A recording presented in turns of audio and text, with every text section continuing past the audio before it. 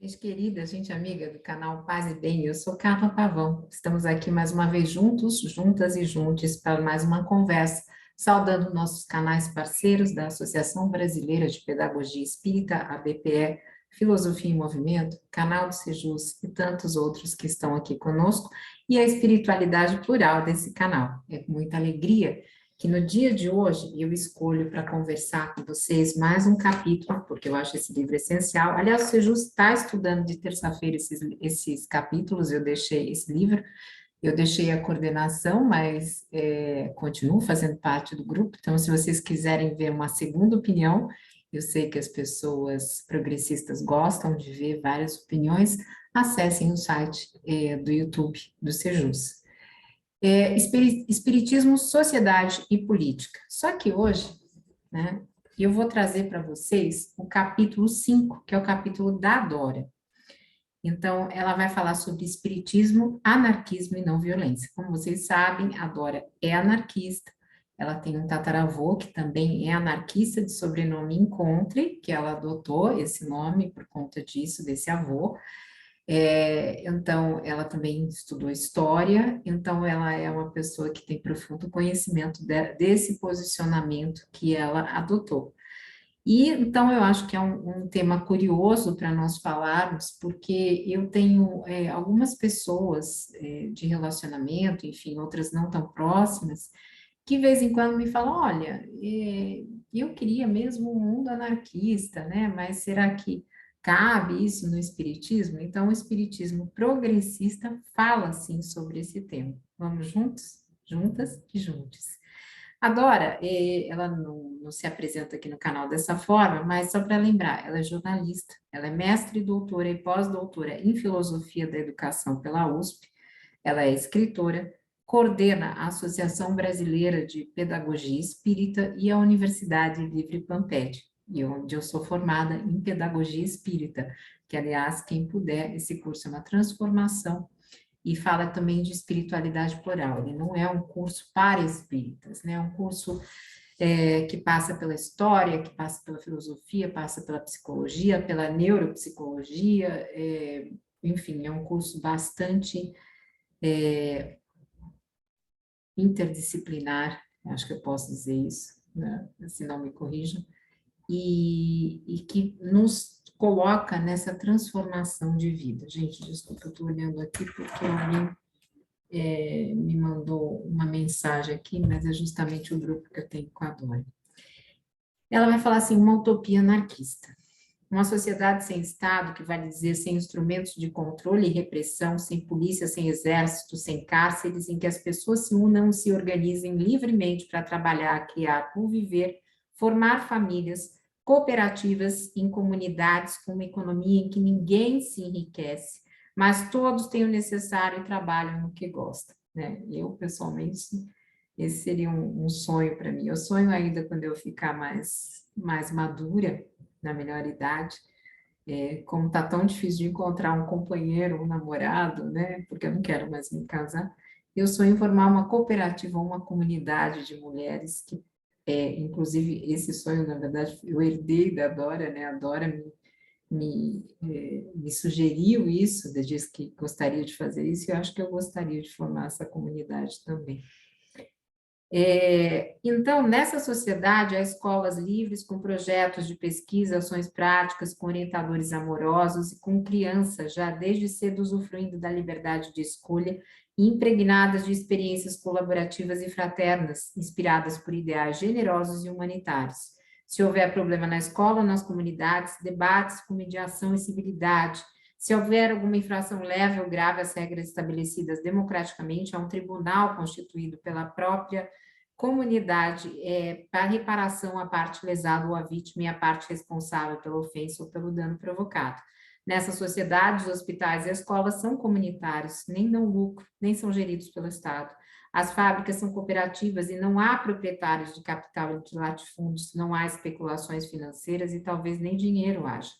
A espiritualidade não é propriedade de igrejas e sacerdotes instituídos, mas daqueles que quiserem praticá-la o farão, em grupos pequenos, horizontais, em contato com a natureza ou dentro do próprio lar. A arte é livre, né? Contagiante, democraticamente acessível, não só a sua fruição, mas a sua produção.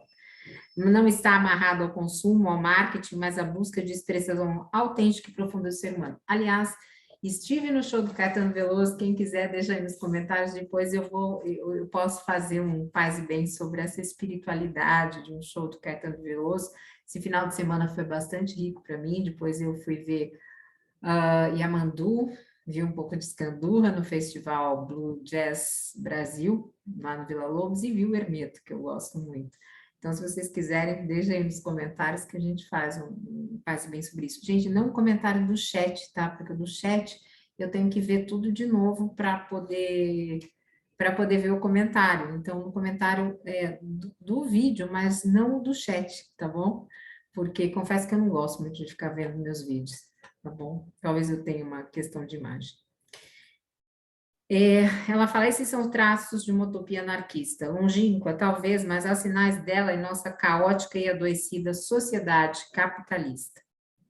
Virando a página aqui, gente, peraí. Estou atrapalhada aqui com a página. Movimentos de economia colaborativa, ecovilas, processo de justiça restaurativa, ensaios de escolas alternativas livres, espaço de construção coletiva no campo e na cidade. Então, é factível e possível. A questão é como germinar, crescer e finalmente fazer esse novo modo de estar no mundo se tornar predominantemente, acabando com os nichos de acumulação de riqueza e com a miséria e a escravidão a que está reduzida grande parte da humanidade. Pergunta. Como fazer para que os seres humanos renunciem à ilusão de riqueza e poder? Como torná-los solidários e empáticos com a dor do próximo, movendo-os para fora do individualismo feroz em que estão enquistados hoje? A utopia anarquista não é idealizada nos detalhes e nem nos caminhos para se chegar a ela. São metodologias rígidas e fechadas, simplesmente porque a revolução e a evolução se fazem fazendo, experimentando, aprendendo, construindo seus próprios caminhos.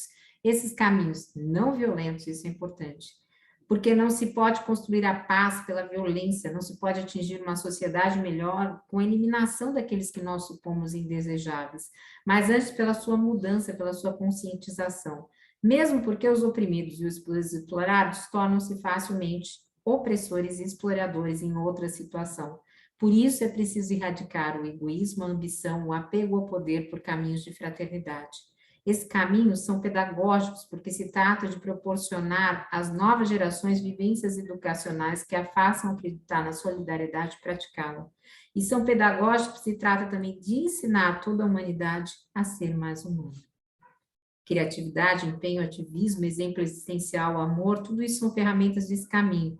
É um caminho lento, é um caminho custoso, é um caminho profundo, é um caminho eficaz. Mas, espiritamente, justifica-se a esperança de uma tal sociedade, porque se há um pressuposto da evolução individual e coletiva, se há também uma espécie de utopia espírita, o mundo de regeneração, então podemos caminhar nesse sentido, não com um determinismo histórico, mas com uma construção nossa, despertarmos se formos para uma nova consciência, ou pelas dores causadas por uma sociedade desumanizada, cruel, excludente e doentia que se põe à nossa natureza essencial. E aí ela vai falar como que o espiritismo de Kardec se posiciona diante das questões sociais. Isso eu acho bastante importante porque se tem muita crítica, né, ao espiritismo. Claro que Kardec teve falhas, todos nós temos falhas, né, porque ele não haveria de ter. Mas, ainda assim, ele foi o filósofo e o fundador de um espiritismo que se preocupa com essas questões num século onde a maior parte das pessoas não falava disso, né, se falava pouco disso, ou se falava dentro do contexto revolucionário, não num contexto de espiritualidade. Eu estou fazendo assim, gente, porque eu estou vendo que conforme eu me mexo, a luz, ela está meio fora de lugar, tá? Mas desculpem, agora nós vamos assim mesmo. Então, ela vai fazer considerações históricas e filosóficas, é que o espiritismo fundado por Kardec, presente em suas obras, ele é muito polifônico, Ele é fundado e não codificado, porque o papel de Kardec é mais amplo que isso. Então, tem várias vozes presentes e muitas vozes dos espíritos comunicantes têm influência de diferentes médios e a própria influência de Kardec da sua bagagem pedagógica, filosófica e espiritual, né? Daquela vida de Rivaio e de outras que ele trazia no inconsciente. A voz do espírito do tempo, das ressonâncias históricas da época, com seus movimentos sociais, literários, filosóficos. Então, a revista espírita, que muitos espíritas não estudam, e nós começamos a estudar os caminhos do espiritismo, que agora continua com o Felipe, a gente vê esses diálogos, a gente vê os opositores e tudo que está sendo ali construído com médios e com intelectuais da época. Por isso é muito importante a leitura da revista espírita. Nessa perspectiva, né, do ponto de ação pessoal de Kardec na sociedade, nós podemos fazer uma determinada leitura das questões sociais e políticas e fazer outra leitura a partir das obras espíritas, onde aparecem ideias diferentes. Então, essa polifonia, por exemplo, no Livro dos Espíritos, ele tem diretrizes muito mais progressistas do que o Evangelho segundo o Espiritismo. Nós estudamos os dois no Caminhos do Espiritismo, vocês podem ver e checar isso lá. Ele, o Rivaio, talvez ele possa ser considerado um simpatizante do socialismo utópico, que se confundia com o anarquismo que era nascente. Então, a Dora vai perguntar aqui, quais os indícios dessa inclinação de Rivaio? Primeira coisa, quando ele era ainda jovem, com Maurice Joachatre, ele funda um banco cooperativa de crédito, que é um banco do povo para troca de mercadorias, né, serviços e créditos. Uma ideia que depois Proudhon, um dos pioneiros do anarquismo francês, iria propor. E nessa fase de Rivaio, ele também se engaja num projeto de educação popular. Então, ele tem um ideal que ele herda de Pestalozzi, a Dora também traz a primeira obra de Pestalozzi para o Brasil, né, em português, que ela vai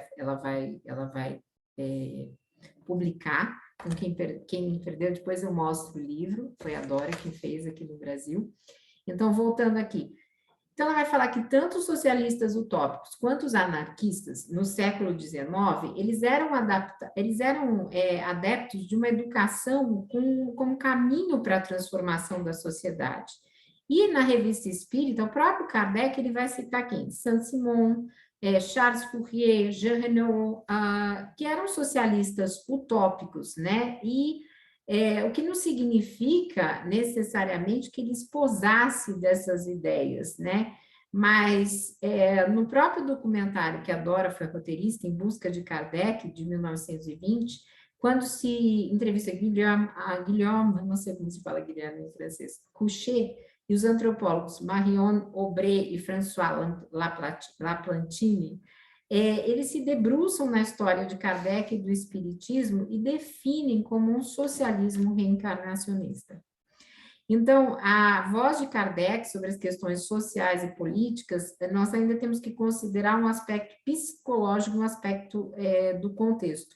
Rivaio, ele não podia ser uma pessoa que fosse ao fundo, né, até a raiz das questões, porque ele tinha traumas familiares, né, em relação à violência política, que um avô dele morreu na guilhotina, ele tinha um pai que desapareceu nas guerras napoleônicas, que hoje se sabe que, na verdade, ele abandonou a família, ele foi criado por uma mãe que era supostamente viúva, né, hoje nós sabemos, então ele tinha que ser prudente e cuidadoso com as suas manifestações políticas, porque ele trabalhava nas obras espíritas sob uma ditadura de Napoleão III, né, que Vitor Hugo, exilado, apelidava de Napoleão o Pequeno. Então, ele precisava de autorização da polícia para fazer as reuniões. Então, essa polifonia, e nesse contexto histórico, é que nós vamos fazer uma leitura progressista e à esquerda do espiritismo, dentro do que, no século XIX, se poderia chamar da vertente marxista, de uma vertente marxista do socialismo. Claro que a Dora não sabe se o Kardec teve contato com Marx, mas ele estava mergulhado nas pesquisas de mediunidade, lutando para sobreviver, com muito sacrifício como professor, contador. A educação na França voltou para as mãos da igreja e ele enfrentou grandes inimigos. Então, ele foi formulando a sua filosofia espírita tentando impactar uma coletividade humana e propondo avanços sociais nos quais ele faz crítica às injustiças e traz ideias socializantes. Há passagens que permitem uma leitura mais liberal, né, ou um liberalismo moderado com resquícios de um pensamento meritocrático. Mas é uma resignação à moda do cristianismo tradicional, nos explica a Dora aqui. Porque, por exemplo, no livro dos Espíritos, a desigualdade das condições sociais é uma lei natural? Não, é obra do homem e não de Deus. Então, ele é muito categórico isso. Que pensados que abusam da superioridade de sua posição social para oprimir o fraco em seu proveito. Eles merecem um anátema, infelizes que são. Serão oprimidos por sua vez e renascerão numa existência em que suportarão tudo o que fizeram sofrer. A desigualdade das riquezas não tem sua origem na desigualdade das faculdades, que dão a uns mais meios de adquirir do que outros? Sim e não. E a astúcia e o roubo? Que dizes disso? Então, tudo isso está lá no caminho do Espiritismo. Aí tem mais um monte de exemplos aqui que a Dora vai trazer. Deixa eu ver se ela traz um da fome, que é um que eu acho bastante importante. Não, não traz, mas tudo bem, vamos continuar. Então, ela vai dizer assim, que Kardec, né, ele tem passagens problemáticas, ele tem bastante passagens problemáticas, quando ele menciona um Deus intervencionista, que daria riqueza a um e a pobreza a outros, mas ele mesmo se contradiz, né, nisso, porque ele, depois, ela vai falar do trecho aqui de Platão, que eu não vou trazer para isso, né? Mas, assim, tem questões aí que nós podemos ver que são diferenciadas, como da desigualdade das riquezas, tem alguns trechos que a gente tem que olhar com um pouco mais de cuidado, né? Mas nós estamos aqui numa era do capital improdutivo, né? Em que a acumulação da fortuna de alguns poucos bilionários é uma situação que vê indiferentemente as multidões famintas da humanidade. Então, nesse sentido, a obra de Kardec ainda era bastante ingênua, né? Então, e ele trabalhou apenas 14 anos, né? Morreu prematuramente, não teve tempo de desenvolver vários temas e várias coisas. Mas o Espiritismo tem desdobramentos sociais, diferentemente do que diz o movimento tradicional, e é por isso que eu trouxe esse material aqui. Então, se ele não teve tempo, Kardec, de ir mais a fundo nessas questões, depois, Leon Denis vem com o livro Socialismo e Espiritismo, que não foi um livro com começo, meio e fim, a gente também tem ele no canal do Sejus, mas foi uma reunião de vários artigos que o autor publicou na Revista Espírita. Mas ele era, o Leon Denis, ele era amigo de Jean Jaurès, acho que é assim que fala, que morreu assassinado em 1914 e que era um socialista pacifista. E também ele era contemporâneo de Kardec, que tinha outras pessoas, né? E aí a Dora vai vai citar um monte de gente aqui com relação a isso. Em 1888, gente, teve o primeiro Congresso Espírita Internacional, que foi celebrado em Barcelona. Lembrando que Kardec teve seus livros queimados em Barcelona, no Auto de Fé, com a igreja contra ele, né? Mas vamos falar sobre esse congresso. E desse congresso participa uma escritora e médium espírita chamada Amália Domingo Soler. E o fato é que a Amália, junto com 2 outras mulheres, vai fundar uma sociedade feminista. Entre elas, uma aclamada anarquista catalã chamada Teresa Claramunt. Então, em 1889, Teresa colabora na fundação da primeira sociedade feminista criada por mulheres, para mulheres, a Sociedade Autônoma de Mulheres de Barcelona. Essa entidade nasce como fruto da colaboração de 3 mulheres, Ángeles Lopes de Ayala, Teresa Claramunt e Amália Domingos Soler, respectivamente, os 3 âmbitos em que primeiro se desenvolveu o feminismo militante, republicanismo livre-pensador e maçonaria. Teve alguém que sempre me pede sobre maçonaria, está aqui. Anarquismo e espiritismo sendo o objeto fundamental dessa sociedade, educar as mulheres nos valores anticlericais, livre-pensadores e orientar a identidade feminina nos ideais da cidadania. Baena, 2006, é a fonte disso. Então, nesse congresso de 1888, o final é significativo, porque entre metas e compromissos propostos por espíritas estão o seguinte: promover o interesse de todos os espíritas no cooperativismo e associacionismo, segundo a forma criada por M. Godin de Guise, da França, e como uma forma de irmanar o capital e o trabalho, substituir o individualismo pelo coletivismo, opor o direito e a razão, a força e a violência. Então, bom, aqui a Dora está desenvolvendo isso para falar um pouquinho sobre a questão da não violência. Mas depois, deixa eu ver, gente, se falta aqui muita coisa. Não, depois ela vai passar um pouquinho pelo marxismo, né? Nós, espíritas progressistas, somos acusados de sermos comunistas pelo movimento conservador. Logo no início, eles fizeram um blog contra nós, que nem existe mais, eu nem vou falar o nome da pessoa que fez isso. Um blog muito feio, gente. Cafona é um termo técnico, não era muito cafona. Vermelho, com foice, punham nossas fotos dos filhos, uma exposição horrível. Mas estamos aqui sobrevivendo todos esses anos. Então, eles vão falar o seguinte, que a filiação de João Penteado à vertente tolstoiana interessa de perto porque estabelece uma ponte entre o anarquismo, o espiritismo e a não violência.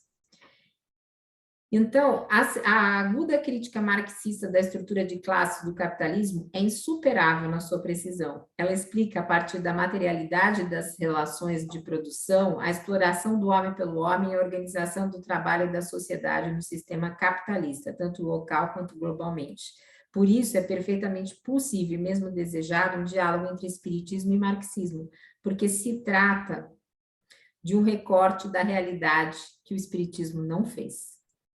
Ainda mais considerando que a corrente marxista foi nutrida por grandes intelectuais, muitos deles revisionistas de Marx, no século XX, e ainda é uma linha trabalhada por mentes brilhantes. É um setor vivo, atuante e necessário para o entendimento de tudo isso.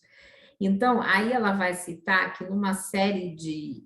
mas a Dora, qual é a questão dela? Numa série de cartas do blog da BPE, que foram publicadas, ela sempre fala da questão da não violência, né, que é muito importante. E ela vai citar aqui um texto dela, ela diz assim: as revoluções armadas redundam sempre em ditaduras, portanto, há uma imposição de uma certa ordem social e novas relações de produção, eliminando-se os que não concordam ou não faziam parte da ordem anterior. Ocorre que as pulsões humanas de ganância, dominação e poder permanecem intactas naqueles que promoveram e comandam a nova ordem. Assim, temos o privilégio do partido dominante, a tortura e o massacre dos opositores e outras desgraças tão antigas quanto a humanidade. Se as revoluções foram historicamente necessárias para ensaios de novas formas sociais e mesmo como manifestação legítima contra as injustiças de um sistema, rapidamente elas degeneram e praticam atrocidades idênticas aos regimes que depuseram. Então, aí ela tem uma série de artigos, quem quiser vai até o blog da Associação Brasileira de Pedagogia Espírita. E ela vai dizer, por que afinal espiritismo e anarquismo? O tema central do anarquismo é a liberdade. Há evidentemente parte de todos os matizes do anarquismo, porque há múltiplas correntes anarquistas. Uma busca por igualdade, justiça social, fraternidade universal, uma crítica radical ao capitalismo, tão radical quanto a marxista, porém não tão profunda. Mas não há nenhuma concessão a qualquer sacrifício ou restrição da liberdade, que é um bem inegociável. Claro que essa confiança de que é possível formatar uma sociedade justa e igualitária sem que haja um poder constituído que imponha novas formas de sociabilidade, sem uma garantia legal constitucional e sem a coerção das forças armadas, ou seja, da polícia e do exército, representa uma utopia usada e poderá supor-se irrealizável. É evidente que tal utopia só pode ocorrer de um otimismo profundo em relação à natureza humana, por isso considero que há clarões libertários em Rousseau. E daí ela vai falar que de alguns momentos históricos, né? E ela vai dizer uma proposta de Jesus aqui, quando ele diz: aquele que quiser ser o maior de todos, seja aquele que serve o reino dos céus, pertence às crianças e àqueles que lhe assemelham. Gente, eu vou parar por aqui, como vocês ouviram, o interfone está tocando, e eu volto a semana que vem comentando mais um trecho disso. Um beijo grande e paz e bem, gente. Paz e bem.